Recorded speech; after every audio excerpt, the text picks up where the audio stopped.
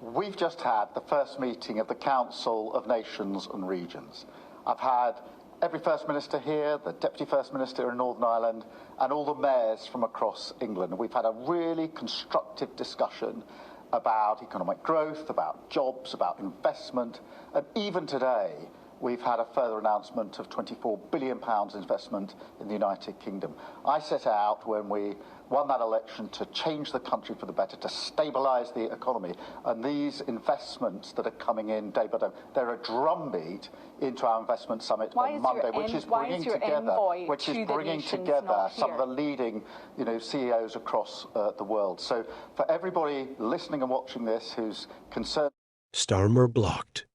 Kier Starmer storms out of Parliament as MPs block EU deal. Starmer in a dramatic exchange in the House of Commons.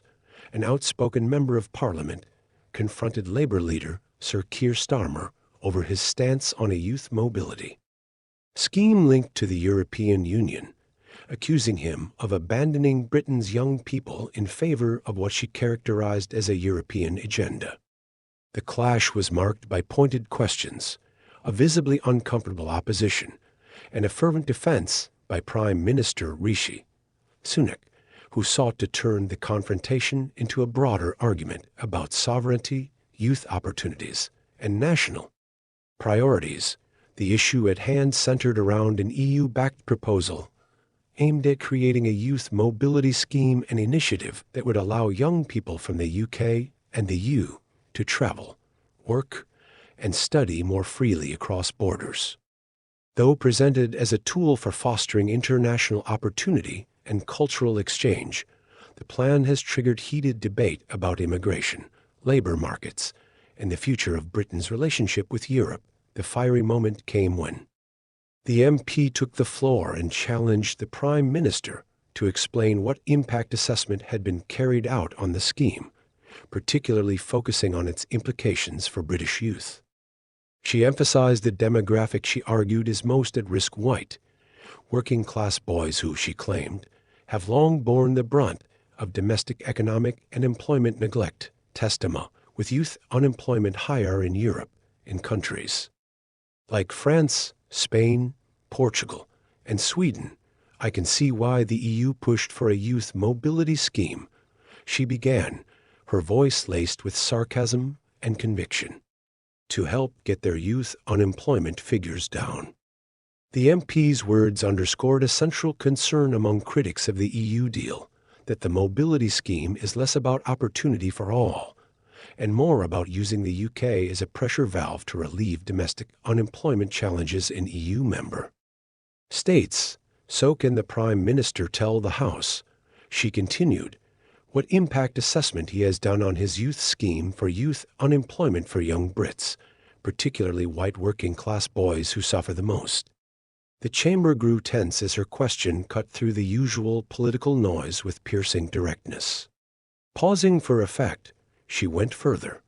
And can he tell the House today the cap he has put on numbers for people coming into the UK? If he can't, this is a bitter betrayal of British youth. The Prime Minister, clearly anticipating the line of attack, rose with practiced composure.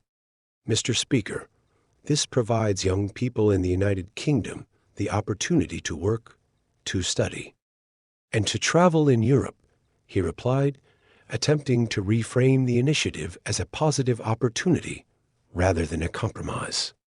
It is going to be a capped scheme of limited duration, and with visas something again, everybody said we couldn't negotiate. We have negotiated. Sunak emphasized that the deal had been mischaracterized by critics. He argued that, rather than an open invitation for immigration, the youth mobility scheme was a structured, time-limited program meant to give young people access to international experience while maintaining border control and national interests in relation to her question about what we're doing for young people in this country. He added, pivoting quickly to domestic policy, she should look to the trailblazer schemes that we set up that are helping young people back into work. His response, while detailed, failed to entirely quell the skepticism in the room or beyond it. The MP's sharp rebuke reflected a growing unease within certain factions of the Conservative Party and among constituents in working-class communities, who increasingly feel left out of the conversations and decisions made in Westminster. Analysts watching the exchange noted that the MP's approach resonated with those still wary of EU influence in the UK's domestic affairs. Despite Brexit, the lingering shadows of Brussels continue to loom large in national debates, particularly when policy appears to lean toward cooperation with former EU partners. This was not just about immigration or jobs, said Dr. Anna Westfield, a political analyst and senior fellow at the British Policy Institute. It was about sovereignty, about class, and about who gets to benefit from global mobility. For many working-class families, the idea that a scheme like this primarily helps young Europeans or elite British youth is more than just a policy concern, it's an existential one. Social media erupted in the aftermath of the exchange, with hashtags like #betrayal of British youth and #Starmer UDeal trending across platforms. Supporters of the MP hailed her as brave and unfiltered, with some calling her line of questioning the chokehold Parliament needed. Meanwhile, Labour sources defended the concept of a youth mobility scheme, insisting that such arrangements could benefit the UK economically, culturally, and diplomatically. In a statement following the session, a Labour spokesperson said, "Our priority is ensuring opportunity for all young Britons.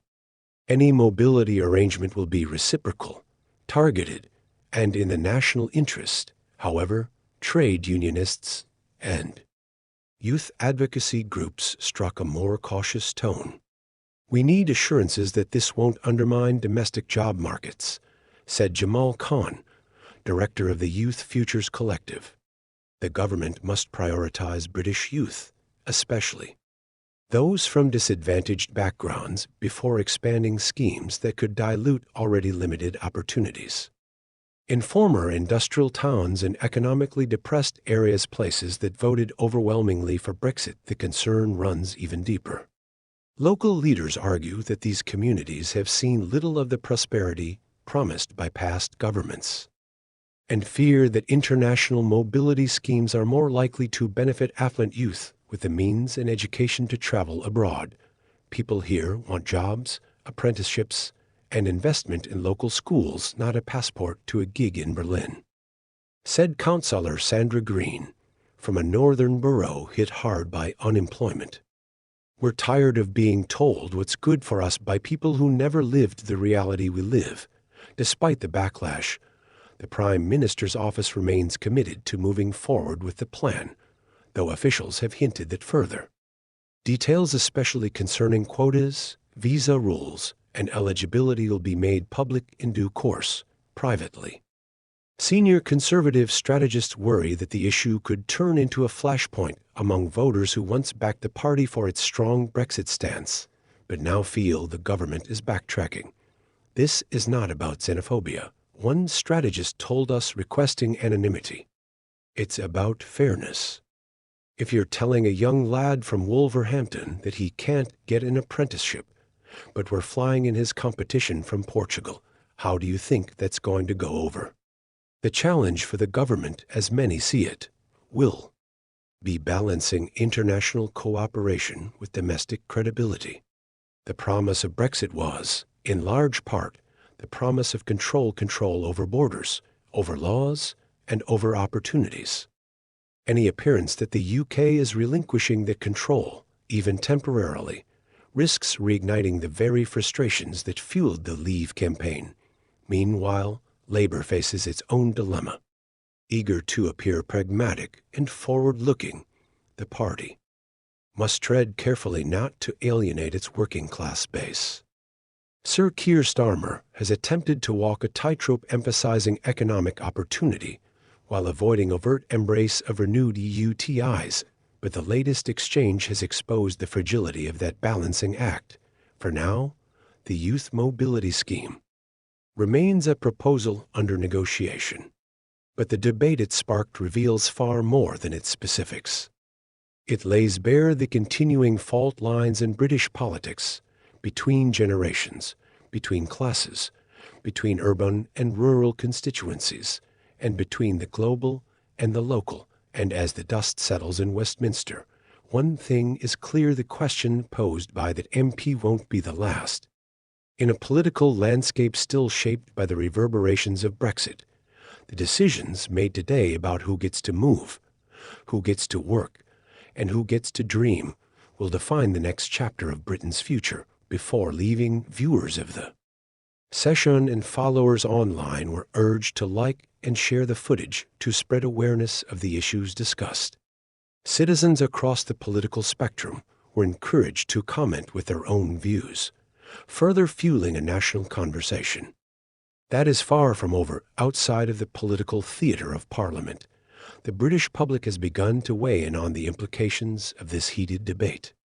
News clips of the MP's pointed questioning circulated widely on social media platforms like X, formerly Twitter, Facebook, and YouTube.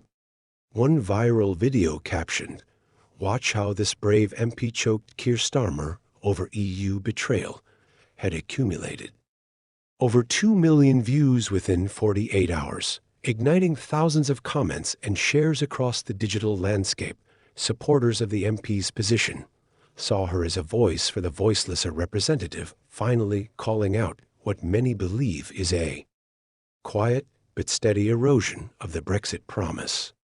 Among those chiming in were long-time Brexit campaigners, veterans, small business owners, and parents who said they feared their children would be priced out of opportunities while politicians catered to the global elite. Others were more scathing in their criticism of the Prime Minister and Labour leader alike, accusing both of lacking a firm plan to uplift the working class. All this talk of visas and Europe, what about our own kids who can't find a job or afford to go to uni? Where's the mobility scheme for them? To many, the issue touched on more than just youth policy. It revived old wounds around immigration, globalization, and Britain's national. In communities hit hardest by deindustrialization, the need for local investment far outweighs interest in global schemes. Towns with shuttered factories, high unemployment, and under-resourced schools want to see tangible change: new jobs, new training centers, and better transport links. For residents there, debates about mobility schemes can feel tone-deaf at best. There's no point giving young people the freedom to move abroad if they don't even have the qualifications to leave town, said Councillor James Brodie, a community leader in the Northwest. Let's fix home first. Youth voices themselves are now entering the conversation. Activist groups, student unions, and independent content creators have begun organizing forums to discuss what kind of future young people actually want. Some welcome the idea of more mobility, seeing it as a way to escape the limitations of the UK job market. Others worry that these schemes benefit only a privileged few. It's not about being anti-Europe, said 19-year-old trade apprentice Liam Jenkins in an online interview. I'd love to work abroad someday, but right now I just want a job that pays enough to move out of my parents' house. That's the real crisis. His sentiments reflect a generational divide not just in policy preference, but in life experience. For many working-class youths, the promises of globalization and mobility seem far removed from their everyday challenges: low wages, expensive housing, and a lack of career progression. As the debate rages on, the Conservative Party faces a strategic crossroads. While the party has long leaned into nationalist rhetoric to consolidate its post-Brexit base, it now finds itself in the awkward position of defending a deal that involves EU cooperation. Reconciling these contradictions without alienating core voters will be no small feat. Some Tory MPs are now privately questioning the wisdom of the mobility scheme, worried it may be used by opponents as a symbol of backsliding on Brexit. Others argue it's a necessary evolution, a pragmatic step in a world where economic collaboration is unavoidable. The coming weeks are likely to bring further scrutiny. Calls for public consultation, impact assessments, and detailed briefings have already begun. Parliamentary committees may demand evidence that the scheme will not harm domestic job markets or compromise UK border control. Meanwhile, the MP at the heart of the firestorm remains defiant. In a follow-up interview, she doubled with the immediate political fallout still unfolding. It's increasingly clear that the youth mobility scheme debate will have lasting implications beyond the specifics of any one proposal. It has opened the door to a much broader reckoning with how Britain defines fairness, merit, and opportunity in the post-Brexit era. The choices made now will shape the social contract for a new generation. In many political circles, the backlash has triggered internal discussions on messaging, priorities, and representation. For both Labour and the Conservatives, the MPs, bold speech was a reminder that real-world anger cannot be placated with platitudes. Constituents are watching, and they are no longer satisfied with vague commitments or delayed details. Youth schemes aren't inherently bad, said political commentator Giles Hendrickson on a national radio panel. But they must be grounded in a credible national strategy. You can't talk about opening up Europe again without first proving you've done everything possible for the kid in Bradford, Cardiff, or Blackpool. The government now faces mounting pressure to publish a comprehensive impact report on the Youth Mobility Plan. Voters in opposition, MPs alike, are demanding clarity on how the scheme was negotiated, what numbers are involved, and how the UK will monitor its enforcement. Without hard data and firm guarantees, skepticism is likely to deepen. At the same time, grassroots campaigners are calling for a British Youth First initiative, a nationwide investment package focused on apprenticeships, vocational training, community youth services, and mental health programs. Their argument is simple. Before inviting the world in, build the foundations at home. Some members of Parliament have already signaled support for such measures, proposing a youth employment audit to identify gaps in opportunity across regions, income groups, and educational backgrounds. There is also talk of creating a national youth strategy board led by young people themselves to ensure that policy reflects real-life needs.